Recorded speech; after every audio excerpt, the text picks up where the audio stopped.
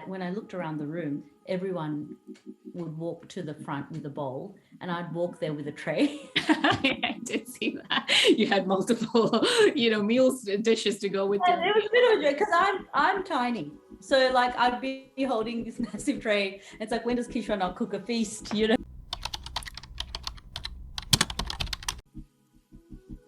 Like my parents came out here. My dad was a freedom fighter in Bangladesh actually, and my mum is from India. So my father came here post-liberation war, just straight after the war, as a young student. And then my mum came over here she was in Jakarta, Indonesia at the time, and her family migrated here. So my parents met and got married here, and they were international students, and they settled down and made Melbourne their home. So I have a very, very large family here. Me and my sisters were all born here, but I have a huge family, like over 20 cousins, and I've got uncles and aunts and my grandparents. This was their last home as well. So Melbourne is very, very much my home. But our home is like the heart of a very big family, but also the Bangladeshi community. But growing up, there wasn't a big community. So when you have a relatively small community, everybody, and everyone is sort of like family, and you all grow up together. So we had like one Bangla school, whatever programs we had that we were talking about before, like Poila Boishak or 21 February and all of those events, it would be celebrated together, not just the Bangladeshi community, but also the Bengali, so the Indian Bengali community, the BAV. Like you'd have joint programs, and we really grew up with an amazing, I guess, group of migrant uncles and aunties who transferred a lot of their skills to us. So at home, yes, it was about cooking Bengali food and eating Bengali food for dinner, and then the bajar and everything that comes around that Bengali way of life, and then the language and speaking to my parents and my grandparents in Bangla.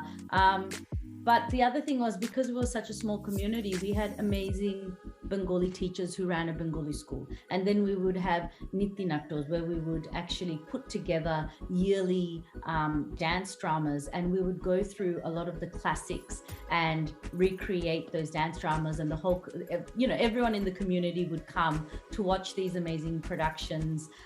We would have the Poila Boishak concerts and melas. And so I think it was a small but incredibly rich group in our migrant community, holding, their culture together, but raising us in that little tiny, subculture. Yeah, absolutely. Sounds like you had actually your upbringing was like very rich. How did you start actually picking up on like Bengali food? Was it at an early age, or was it sometimes, I know sometimes nowadays with the new generation, younger generation, it happens like after marriage. We're like, oops, my mom is not there to cook for me all these foods. So I need to learn. So when did it happen in your life? Did it happen early on? Or? Very organically. It's the same with me and my children now. My children were, peeling carrots and helping me in the kitchen as soon as that they could reach the bench, pretty much, or standing on stools actually. So as soon as they're 2 years old, they're good to, get ingredients out of the fridge, go shopping with you, plan meals, decide what the weekly menu looks like. But then it's also just gardening and the way we live and the way we eat, and, understanding that my father now makes porota with my daughter, who's 5, but she started this when she was like 2 years old. But same with my son. And when you grow your own, I guess, set of skills, that's what my parents let me do as well. My parents would say bhat choral, and so we'd put on the rice, and then it was like dalta choral. So we learned those really early skills, and apart from the really boring chores around the kitchen, we were then given little by little more responsibility to put a little bit of ourselves into it. So it wasn't just, it went from putting on the rice or putting on the dal to being like, oh mom, it's mango season, should we make dal, or can I put some tetul in this dal? Can I put some tomatoes in this dal? Or whatever the seasonal ingredient was. So, and when the whole family sits and eats something that you've cooked, and praises you or compliments you, it gives you a lot of, I guess, confidence as a cook. And I see that in my children now. We praise our kids when they cook something good, but when it's not good, no one really eats it. So you're learning as you go. So I can't remember a time where I suddenly learned to cook. I think I always had those skills over a lifetime being transferred to me. Nice. You did mention about your kids, and I did see, during the Masterchef, your kids are a big part of your life. And I like how, you mentioned about gardening and cultivating, all of that. I think I learned later on in my life. And, I would always get upset about my dad gardening, and I'm just like, why do we need to garden? It just takes up all the space. And now I think as I grew older, I understand, I love the, I don't even know, the satisfaction, I guess, where you're growing your own herbs or, vegetables, and then you pick them out and you cook them. It's just a beautiful feeling, So I wanted to know, what are your thoughts about preserving and passing down Bengali traditional recipes? Because I thought about it, I am not a great cook. I don't know much about Bengali traditional recipes, home cooked meals, but this is something that I thought about. I'm if I don't learn it, it will end in my generation. It will not be passed on. And you mentioned that, in the show. So I wanted to know, what are your thoughts about that? Yeah, I think now more than ever, something we touched base on was the huge diaspora that lives outside Bangladesh and India. So you're over there in New York, Australia. If you think about Canada and the UK, there's such a huge diaspora in our generation now. And I think there's a huge responsibility on our shoulders to see what happens in our generation, whether we can pass it on or not. Other cultures and other migrant communities, especially from Europe, have passed that down successfully, I would say. If not, they've actually transferred things that they eat in their home onto a global platform. There is not one place that you go, or not one home, including mine, where pasta doesn't hit my table on the weekly rotation. There's other very successful sub-communities like Vietnamese cuisine, like pho is something we will go and eat, or pick up a banh mi. And I think there is that space to grow for Bangladeshi cuisine. Countries like Vietnam, Thailand, Malaysia, they're not massive countries. Italy is not a massive country, but they've been able to transfer their food and keep that alive. I think there is space in our generation to pass that on. And I really, really believe, not only because our food is delicious, but it's such a thoughtful cuisine. It's thousands of years old. There's so much history and heritage, but then also the way we eat, the concepts of Bengali veganism, the concepts of eating farm to fork, nose to tail, all of that is in our way of life already. And I think it's taking a little bit of time to really understand that, or pick up a few dishes from your parents and the day-to-day things and why we eat them and how we eat seasonally, and passing those things on. And something that I read, which I really, really loved, is that culture is always evolving. So it's not that we have to do it exactly like the way it was done in a particular city or town in Bangladesh. But culture is evolving. Put a piece of yourself into it. You are a Sylheti Bengali growing up in, or have grown up in New York. Put a little bit of your New York girl into it and pass that down.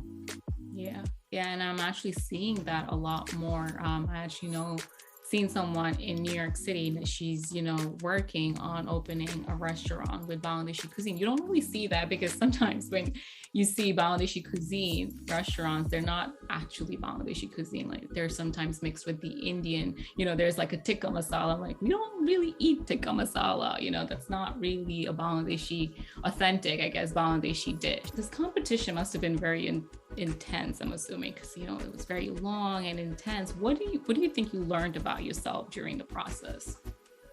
Um, I I actually went into this competition with very like sort of zero expectations.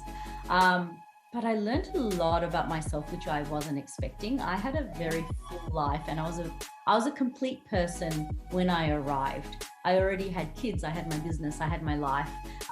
So I wasn't really expecting to grow the way I did. I think a couple of my biggest takeaways, firstly, was who I am as an Australian. I was already very well, I sort of understood myself well as a Bengali Australian, and it was very much that, you know, like, what is it? It's important to pass down what my parents taught me. And there was always that idea of a book and passing that down and making sure that I can preserve a piece of that. Yeah. I think what grew in importance to me was who I am as an Australian and what am I doing as a young Australian Bengali. What messages am I passing down to my kids who are third generation Australian? What is it in my, I guess, not a mashup, like who I am authentically, to say I'm a Bengali and I'm not a Bangladeshi, as an Australian Bengali who belongs to this global diaspora of Bengalis who are often, where it's sort of seen like we don't have a foot in, we've got a foot in each boat. But the truth is that's our strength, that's our power. And to pass that down authentically, I think I really grew, and I grew that in my food identity as well. And a part of that was using Australian native ingredients and just educating myself more on like First Nations and food culture here in Australia. So that was one thing. That was a really, really big growth factor. And I think the other thing was probably representing Bangladeshi food and what it meant when this sort of all went global. There was a lot of, I went through a lot of the media runs, and often you get questions like, oh, there's so many women who love you, so many housewives love you. What do you want to say to all the little girls out there? And it was very jarring, because I have a father who is an amazing cook. I grew up in a household where I saw my parents, male, and like I always had male role models who can cook. When I teach my kids, I don't teach my daughter how to cook, and not my son. My son has more responsibilities in the household and in the kitchen just because he's older, you know. So it was quite surprising and jarring to me how cooking on a day-to-day basis is still considered widely as a female's role. So I think that's something that I won't say speak up against, but like to shed a little bit of light to, that, you know, everybody eats. It's not, cooking is not a, cooking is not a hobby. Cooking is not something that, you know, cooking is not it's not just a skill that you acquire if you have a particular passion. Yes, it's an art, but cooking is a life skill. And if you're taught to dress yourself, you should be able to feed yourself. Learn how to feed yourself, cook for yourself. And it's something that should never ever fall on the shoulders of women. Men and women need to know how to cook. It's a very, very basic human need. It is. And I think slowly that's changing, as we all start to, break from that stereotypical way of thinking that it is a woman's, job to be in the kitchen. It's a woman's second nature to know how to cook, but it's something, like you said, like a life. It's a life skill. And honestly, if you don't, I always say this, if you don't enjoy cooking, if that's taking up your time and it's like eating into your joy, you should at least know how to Uber Eats. It's not a woman's job to plan anybody's meals. I think that's the point. You don't have to go in and learn to cook if you're a girl or a guy, but it's no one's responsibility to put food in front of you. Early on in the episodes, you had a concern about presentation of your food. How did you master that skill? Mostly they asked us to present your best dish or present a dish. And I think a bit of that was that when I looked around the room, everyone would walk to the front with a bowl and I'd walk there with a tray. I did see that. You had multiple, meals, dishes to go with And it was a bit of a joke because I'm tiny. So like I'd be holding this massive tray. It's like, when does Kishwar not cook a feast? Yeah, but it was honestly, in the beginning, it was a little bit like, how do I stay authentic to these dishes? How do I stay very authentic and also present in a way where authentically we eat meze style, as do a lot of my favorite restaurants and my favorite chefs, and these are all very highly awarded like chefs who aren't presenting small plates or small dishes. And yeah, some of my favorite places to eat are meze style, but this is not that. This is TV and it's a cooking competition. So it was sort of like, how would you eat this? And you have to also think that we were presenting something to the judges that was going to be eaten a couple of hours later, and you don't want to compromise the quality of the food. So, I mean, in terms of a lot of dishes, I could have put it into one plate, but often we add things and create our own little, mini meals within a meals.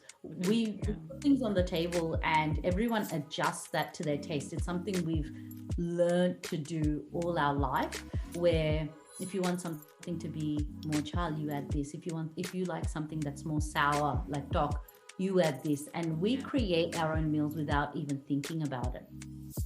And we don't really dictate other people's tastes and how to eat. So it was getting over that hurdle and being like, and I think over time I sort of learned little things about how to feed my audience. I know what my kids like. I know what my husband or my parents or my friends and everyone likes. And so it's easy to do that. Once we went through a couple of weeks, I knew that the judges could handle a lot of spices, a lot of heat. They're all, they're around food a lot, so they have like high tolerance to salt as well. I think once I understood that, it was probably easier to know exactly and find that confidence, find your feet, and know who you're feeding. Like, I've never seen food like the way you describe it, like you said, like especially Bengali food, where you're like, we adjusted towards like how we want it to taste. Like if I wanted something more sweet, I'll go for a dish, something that's a little bit more sweeter or more sour, and add it to my own plate, right? So I never thought of it that way. So thank you for putting it that way. Did you feel any sort of pressure in Masterchef to doing justice to Bengali food? Because, it's going to be aired and, in such a big platform, many people all around the world will be watching you. And were you nervous about criticism or like how you're, portraying Bengali cuisine? I really felt that pressure only because no one else had done this before. When it's like, when you can see it, you can be it. And no one had come and, sort of taken this space or made some leeway or made those, if there were mistakes to be made, to make those mistakes. And yes, I did. But the other thing is, apart from coming onto this platform and cooking Bengali food, I was coming onto this platform and cooking things I like. You know what I mean? It was still authentically me. I made, when the challenge arose or when there were limitations, I made pasta and got a top dish, and it was the first dish that called out for getting pasta. First dish that got top dish for making pasta in this sort of pantry staple challenge. And there was other things that I cooked and liked that I authentically do at home. This is how I authentically feed my kids. I wasn't learning this to be on MasterChef. I make homemade pasta all the time. So it was, I guess there was that pressure when I did do Bangladeshi dishes of authenticity or what the feedback would be. And I had a really, really fantastic person in there, one of the guest judges. and she came up to me, and she's someone I absolutely love and idolize, and she's been on our screens for 10 years. I don't know if you know her over there. I think I did see that episode. Yeah, I don't remember her name, but she's incredible. She's someone who I just absolutely admire and love. And she came up to me when the cameras went rolling, and she's like, "Don't worry, this is your food. You're the one who's here. This is your food." And I guess you have to take it as you don't need to carry that weight on your shoulders. You don't need to represent, every single person in the world, because the food cooked in your house and my house is going to be different. And you could possibly, so within our culture, there's so many little subcultures, there's so many different sort of regions, and you can't represent it all. And yeah, in the most part, I was cooking what's authentic to me. I was cooking the food that I connected to, whether it was Bangladeshi or not. And I think, honestly, apart from this one time where I cooked a dish from the hill tracks. So I visited the Chittagong Hill tracks. And so I cooked a dish, and I absolutely loved that dish, and I wanted to cook that or bring that onto this platform, and I was very proud of that. And I think there was a little bit of backlash at that time, because on my Instagram account I had used the word Bengali instead of saying Bangladeshi. So I think it was very important to learn and to grow and to know how people want to identify themselves. So apart from that, I don't think that there was any real, apart from that initial feeling of, am I doing the right thing, or will I be able to do this on a huge platform like this? When I let that go, when I shed that, it was very, very easy. So I have a section here that says get to know Kishwar.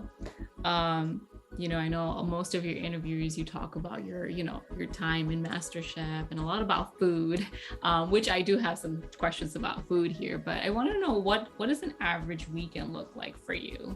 Average weekend right now is a very, very early wake up to take my son to his Saturday sports games, which I'm not happy about. But usually it's sometimes I work on Saturdays.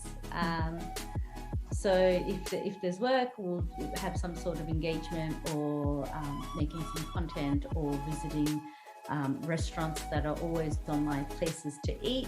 But then with kids as well, I make sure that at least on weekends, I always plan some activities with them. Before Masterchef, I'd say I used to have better weekends. There would be a lot of hiking, bike riding. We visit a lot of, museums. And I really try and get out in Melbourne and make sure that we're taking advantage of this really, really beautiful city, because there's always fantastic things on and things to do. So just pretty much like a regular family, going to markets, fresh food markets. That's the best time to go out and eat and buy fresh produce, and then cooking. So almost like every other family. That sounds good. Well, one thing I just noticed you said I should ask you about, like, how has your life changed, I guess, after MasterChef? I know before you were, you had a printing business, right? And do you still have that, or like, how has your life changed, I guess? And that, are you just focused now? Is your job focused on just like, interviewing and doing something related to food, or? So my family's still in printing and packaging, and that's still our work. And before I was much more involved in that, and I don't have, I've been able to create a life doing this and being in food full time. So I had to sort of leave that. And I don't know, I never, it's not a role that I had to negotiate and leave, because it's a family business. It was easy to say this is what I do. But if I'm not doing something related to food, I'm sure that's there. And with family business, it's very transitional, right? You come in and out, and people step in and out of that. roll all the time. So that's definitely something that we have on the side. But in food, yeah, it's been really wonderful because I've been able to work with organizations and work with people who I would have worked with anyway. But it's incredible that they asked me to come onto their platform. And I guess the biggest change since MasterChef is I've grown this food community, or this rather large platform over social media as well. And to me, it's just finding the things that I find important, and engaging with those things that I find important to share about food and through food. So working with, right now, there's the ASRC, which is one of the largest, or the largest private not-for-profit organizations that is focused on asylum seekers and refugees. So March is Peace for Freedom. So we're raising awareness for that, but also cooking for that. And I guess it's just cooking with people who are amazing for amazing causes, and writing. The other thing that I do is writing. I'm writing my book, which is going to be one of your questions. You took a peek already. Yeah. I think food is such a great way of connecting with people. It doesn't matter where you come from, right? It's like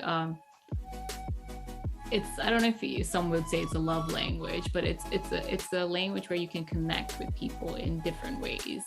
So I just find that always my fascination with food has like recently grown, and I enjoy watching a lot of food shows now, but like I find it amazing how people can connect just through, food. My next question to you is, with Ramadan coming up, what is your favorite food item, I guess, to eat during iftar?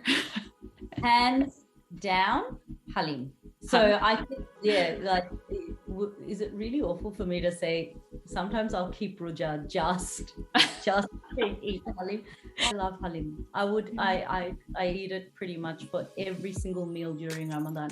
And the other thing is, I love halim, but I only like eating it during Ramadan. Like, it just, I would eat it all year if I could, but it takes away how special that dish is. To me, something about halim being cooked once a year, sort of like during those 30 days, it's like piaju and beguni or chola. Like, you can eat it any time of the year that you want. We usually specifically eat it during Ramadan. Yeah, but iftar and just the whole ritual of iftar and preparing iftar, and then all of that, piaju, beguni, chola, all of those foods that just remind me of that special time of the year it's just more special when it's during Ramadan. I recently found out about, like, Siliti people, we eat khichdi a lot during iftar.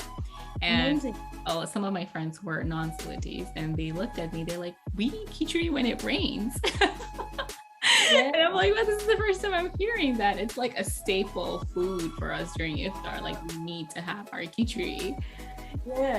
So I found that very, and extremely, it makes so much sense to eat khichdi or pulses. I guess why halim is, cutting out the whole fried food medley, first of all, but B, the same idea of grains and pulses, and possibly a little bit of, I don't add halim, I don't add rice to my halim, but barley, and having all of those pulses because it's so nutritious. And same with khichdi.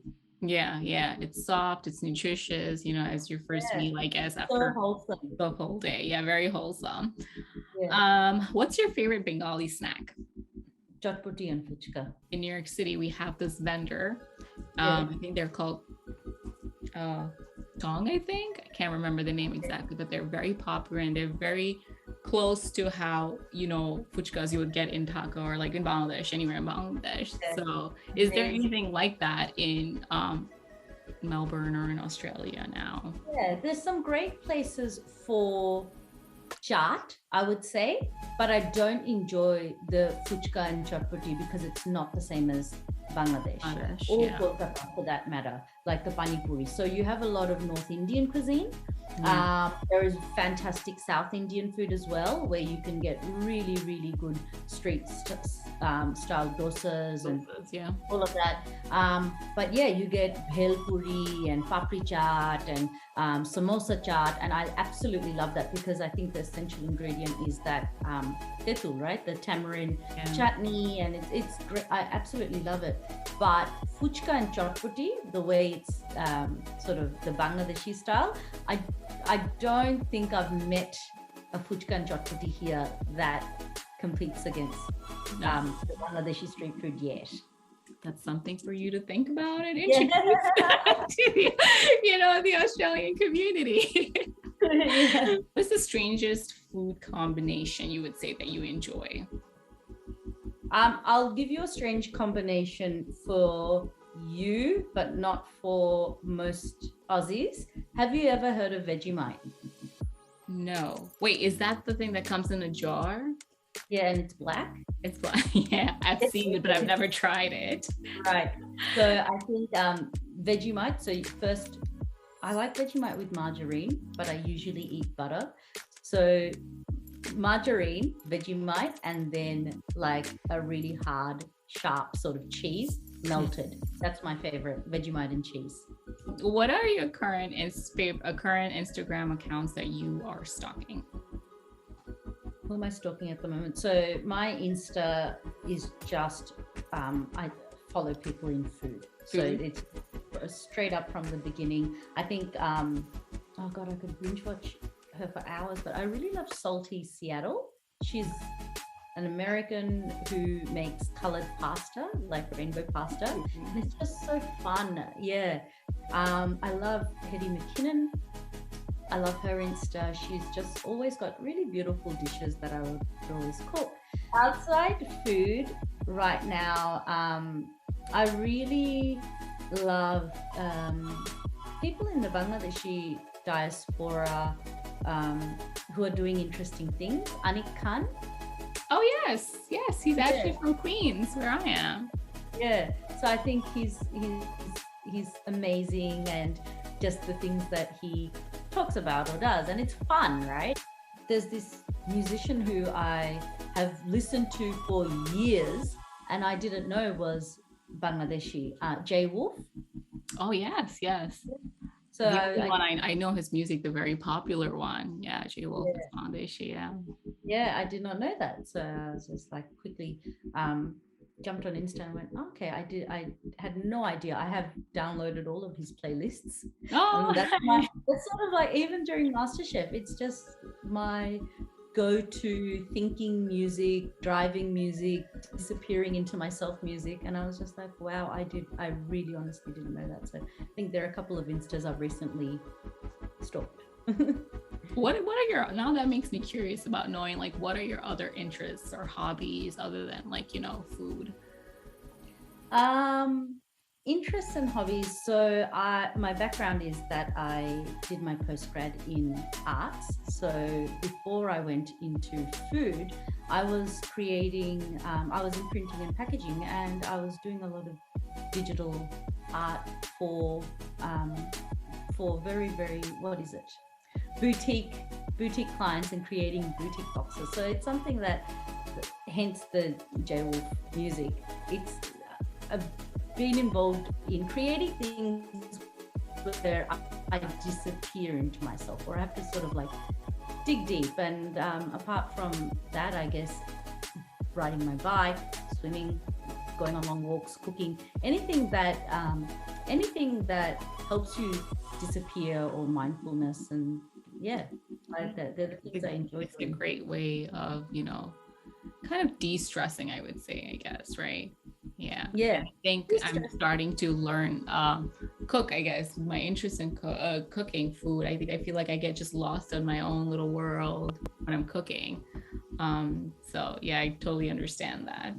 Yeah, even when traveling, I think whenever my husband and I have traveled, especially with kids, there's always a component, or we keep a couple of days in a city aside where I have the opportunity to cook. I love visiting markets, whether we're in Spain or Vienna or wherever we are. It's getting to know a city through their markets and the food, and there's always something really, really, what is it? Like I feel like I connect to a city by being able to shop and cook in that city. Since this page is, about inspiring and motivating other women, what is the best advice someone has given to you or you would give to someone? Touching back on what we were talking about before is to find things that are very authentic to you. If you love doing something, or if you don't love doing something, if you don't love cooking, it's okay not to, but whatever it is, to find that and be authentic to yourself, because I think that's when you're going to unlock a piece of yourself.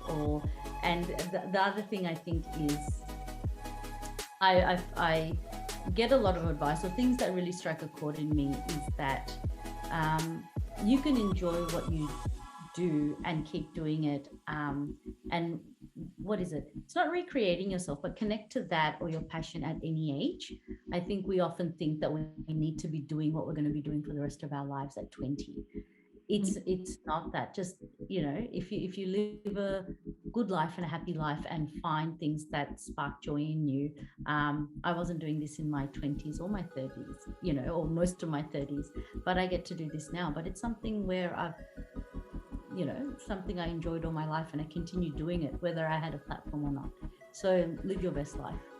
Yeah, I think that's a good advice, because as just a society, I think we put so much pressure on like timelines and things like that. And I think, it's different for every culture, but coming from like a South Asian culture or like a Bangladeshi culture where, they start putting timelines on you. Oh, you're hitting 30, you should get married, you should have kids, you shouldn't put a stop to it just because, we hit 20 or we hit 30, we can't really do more.